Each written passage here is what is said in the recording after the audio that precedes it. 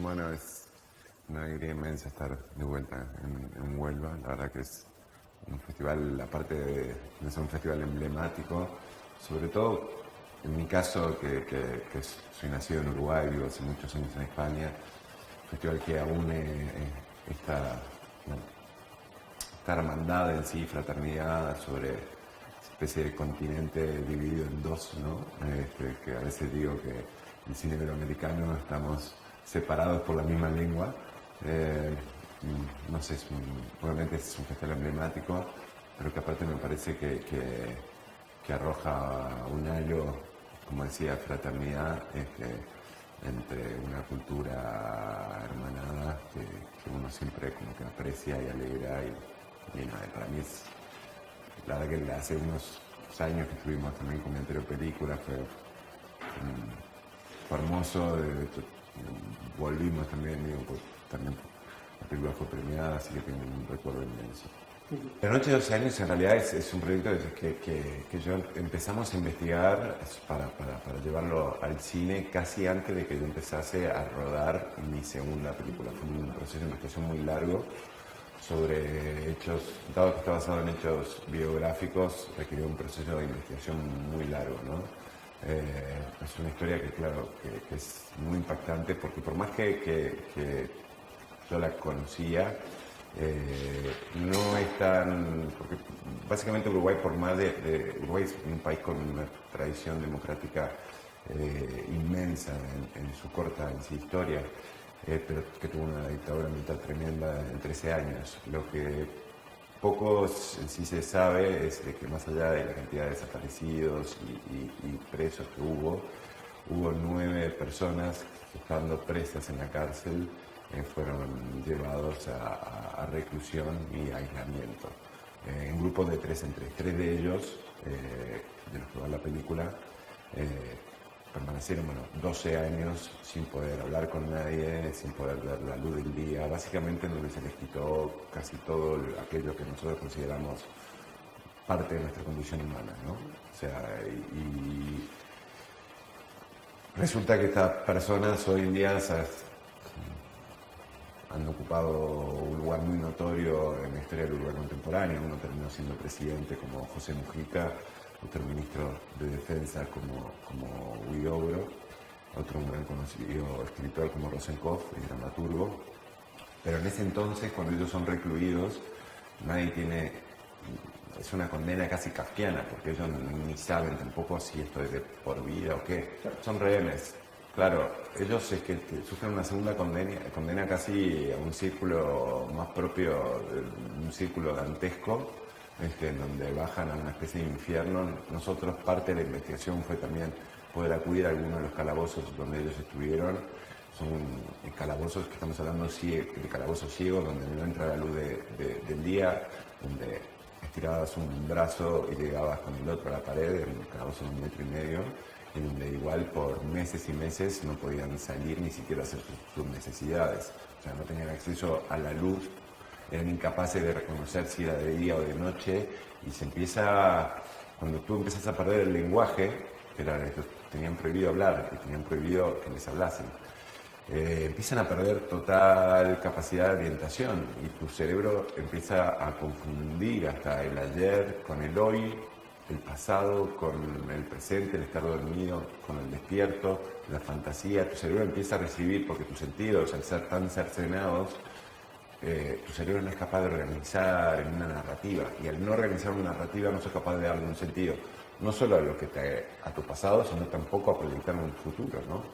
Ahora, ¿cómo estos tipos fueron capaces de, en esa situación, mantener su condición humana y su espíritu y después salir y terminar siendo lo que fueron? Es casi más propio de una historia de Ray Bradbury que de la realidad, ¿no? Esa frase de Mark Twain, que la realidad supera la ficción, en este caso es uno de los tantos casos que se puede aplicar. Cuando empezamos el proyecto, la primera reunión que yo tengo es se juntan los 3. Mujica sigue siendo, era presidente todavía, Mujica era presidente del Uruguay. De hecho, la primera reunión que tenemos con los 3 es en su despacho presidencial. Y a partir de ahí empezamos con muchísimas charlas, decenas de charlas con cada uno, los tres por separado, juntos. Hablamos también no solo con sus testimonios, porque hay algo que tiene que ver con el límite del lenguaje, que cuando llegas a periodos, a cosas, el horror es intransmisible. O sea, ese vacío es muy difícil de transmitirlo a través de las palabras. Aquel que no lo vivió es casi imposible es que no se lo puede contar. Mi objetivo no era contar narrativamente lo que les había pasado, sino tratar dentro de nuestra modestia, dentro de la humildad que una película tiene en sí, de poder bajar a ese infierno, ¿no? De poder experimentar ese abismo casi con la locura, ese abismo en donde la deshumanización llega y a ese silencio y de todo aquello que tú conocías como individuo, de golpe desaparece y te tienes que reinventar. Ahora, ¿cómo llegas a averiguar qué les pasa a estos individuos y cómo lo hacen? Es una tarea que te sientas con ellos y no te la pueden contar. Son horas y horas de charlar y charlar esto, y a veces eran estar 5 horas hablando de otras cosas y estar hablando de la vida, porque para nosotros fue un privilegio poder acercarnos a estos límites en donde se gesta de verdad esa gran pregunta acerca de qué es lo que significa ser un hombre, ¿no?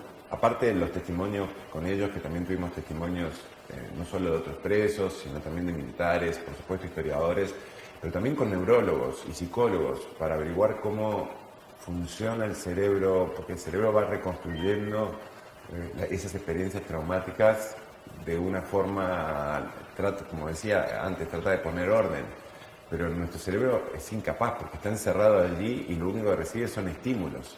Y ante la falta de estímulos los empieza a crear. Una de las cosas que más nos contaba, por ejemplo, Mujica no paraba de escuchar voces. O sea, porque su cerebro empieza a generar los estímulos. Ante el silencio, el oído empieza no solo a hiperdesarrollarse, sino también a crearse sonidos y a crearse voces. Acá estuvo a punto de sucumbir a la locura durante años, o sea, es una de las cosas que la película que cuenta.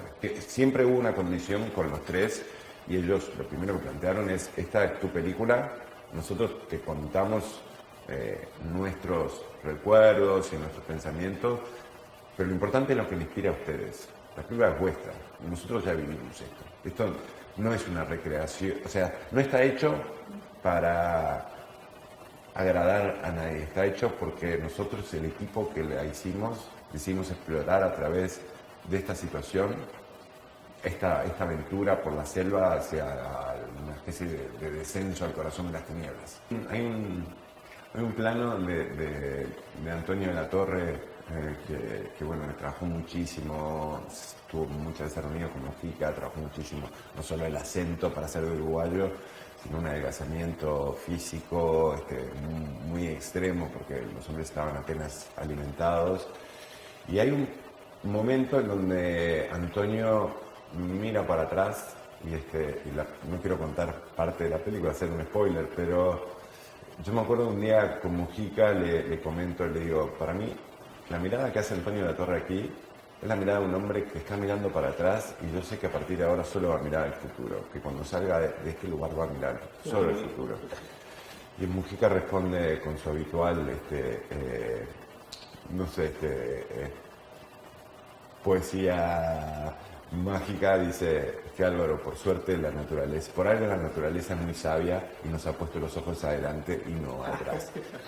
Lo increíble es la resiliencia que generaron. Una de las primeras cosas que escuché que en esa entrevista hecha con ellos tres, estando Mujica de presidente, Mujica en un momento me dice, yo hay días que me despierto y extraño los días del calabozo. Yo quedé en shock, porque es decir, estás hablando de un presidente que extraña y porque nunca antes volví a experimentar el estar conmigo, el estar tanto conmigo mismo. Yo no sería quien soy si no fuese por todos esos años que pasé siendo yo mismo. Y ahí de golpe es como que me di cuenta que esa experiencia que ellos sufrieron, esos 12 años de absoluto aislamiento, los obligó a replantearse de un lado casi filosófico y existencialista, de una revelación propia Y que de alguna forma es verdad eso, que uno no sabe lo fuerte que es hasta que ser fuerte es lo único que te queda, ¿no?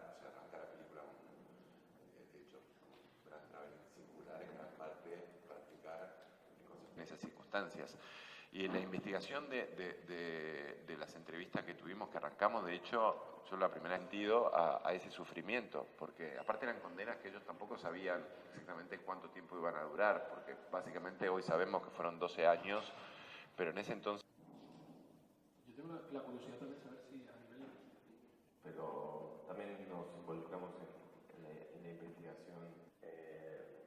También tiene hasta ficción. Yo me leí todo, pero en un momento lo dejé de lado. Me gustó mucho que fue que decía algo así como que el sufrimiento también. Y empezás a hablarte de conceptos, porque si no atravesar algo de la angustia. ¿Considera su evolución personal como director desde la primera vez que estuvo aquí y cómo ve que ha cambiado el festival desde entonces?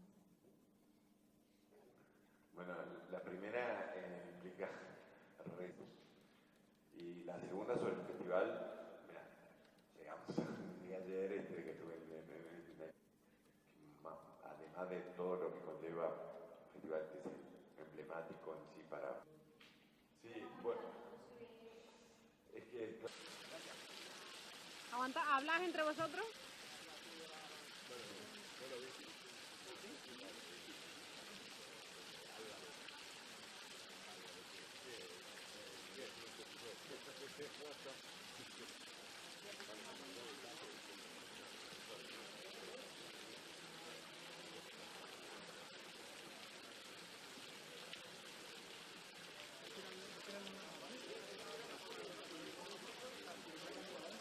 ¿Sí, vale?